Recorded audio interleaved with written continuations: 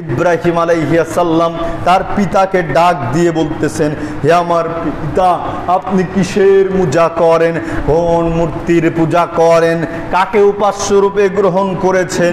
এবারে তার পিতা বলতেছে, নাবুদু আসনামান ফানাযাল্লু লাহা আকিফিন, আমরা মূর্তিগুলোর পূজা করি আর এগুলোকে সর্বদা নিষ্ঠার সাথে আঁকড়ে ধরে থাকি। ইব্রাহিম আলাইহিস সালাম প্রশ্ন করলেন, হে পিতা, হে সম্প্রদায়ের লোকজন, তোমরা কিসের ইবাদত করো? উত্তরে তারা বলল, আমরা মূর্তির পূজা করি, খাম্বার পূজা করি আর এগুলোকে নিষ্ঠার সাথে আঁকড়ে ধরে থাকি। এই চিন্তা চেতনায় যে আমাদের কিছু প্রয়োজন হলে আমাদের এই মূর্তিগুলো দিবে, আমাদের এই প্রতিমাগুলো উপকার করবে, এই রকম চিন্তা ভাবনা করি।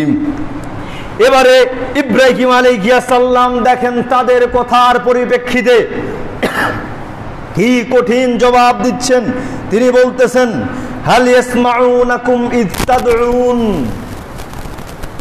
বুঝলাম আপনারা মূর্তির পূজা করেন, প্রতিমাগুলোর পূজা করেন, এই মূর্তিগুলো কি আপনাদের ডাকে সাড়া দিতে পারে? আপনি যখন তাদেরকে ডাকেন, আপনারা যখন এই মূর্তিটাকে ডাকেন, এই মূর্তি কি আপনার ডাকে সাড়া দিতে পারে?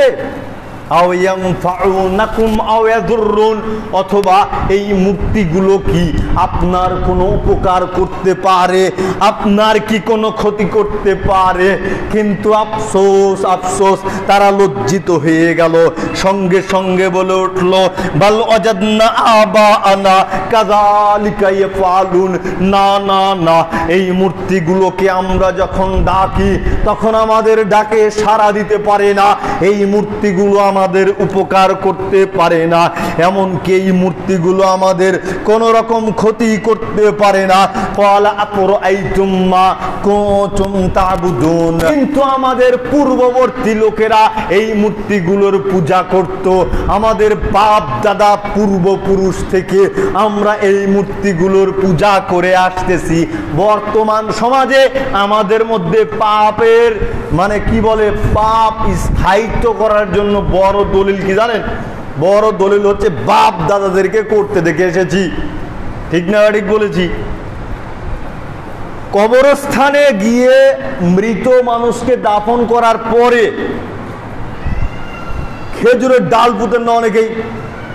খেজুরের ডাল পুঁতেন, পোতার পরে আমরা যদি বলি যে এই কাজ তো আমরা কোরআন হাদিসে পাই না, করা যাবে বলে শর্ট করে বলে থাকেন, 2 টাকার মৌলবী এত বড় বড় ফতুয়া মারতেছো, বাপদাদার আমল থেকে দেখে আসতেছি, মানুষ মারা গেলে কবরের উপরে খেজুরের পাতা বিছিয়ে দেওয়া হচ্ছে, খেজুরের ডাল চিরে লেড়ে দেওয়া হচ্ছে, যতদিন কাঁচা থাকবে ততদিন পর্যন্ত তার কবরের শাস্তি হবে না।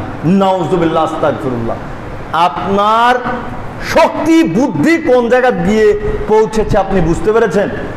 মানে আপনি কি বোঝাতে চাচ্ছেন? ওই কবরে শাস্তি হচ্ছে, মাস্ট ওই কবরে শাস্তি হচ্ছে, আপনি এটা বোঝাতে চাচ্ছেন, এই কারণে আপনি খেজুরের পাতা লাগিয়ে দিয়েছেন। তাহলে যে মারা গিয়েছে তাকে আপনি অপমানিত করলেন না? যে মারা গিয়েছে আপনি বলতেছেন তাকে শাস্তি দেওয়া হচ্ছে, এই কারণে আপনি খেজুরের ডাল লাগিয়ে দিলেন, পুঁতে দিলেন, কনফার্ম করে দিলেন শাস্তি দেওয়া হচ্ছে। অথচ আল্লাহর নবী পাশ দিয়ে যাচ্ছিলেন, নতুন কবর দেখতে পেলেন, সাহাবীদেরকে ডাক দিয়ে বললেন এই 2টা কবরের শাস্তি দেওয়া হচ্ছে। তখন আল্লাহর নবী খেজুরের ডাল পুঁতে দিলেন। সাহাবাদেরকেও আমল করতে দেখা যায়নি, বিদ্বানদেরকেও আমল করতে দেখা যায়নি। আর আমি আপনি কি এত বুঝলাম যে একেবারে খেজুরের ডাল পুঁতে দিলাম, যেখানে আল্লাহর নবী পরবর্তীতে অন্য কোনো কবরে এই কাজ করেছে কিনা তার দলিল পাওয়া যায় না, আমি আপনি নিয়মিত এই কাজ করেই যাচ্ছি। দেখেন বলছিলাম, এবার ইব্রাহিম আলাইহিস সালাম এবং তার সম্প্রদায়ের লোকজন বলে উঠতেছেন, ক্বালা আফরাআইতুম মা কুনতুম তা'বুদুন, আমরা আমাদের পূর্ববর্তীদেরকে দেখেছি এই মূর্তিগুলোর ইবাদত করতে, মূর্তিগুলোর পূজা করতে।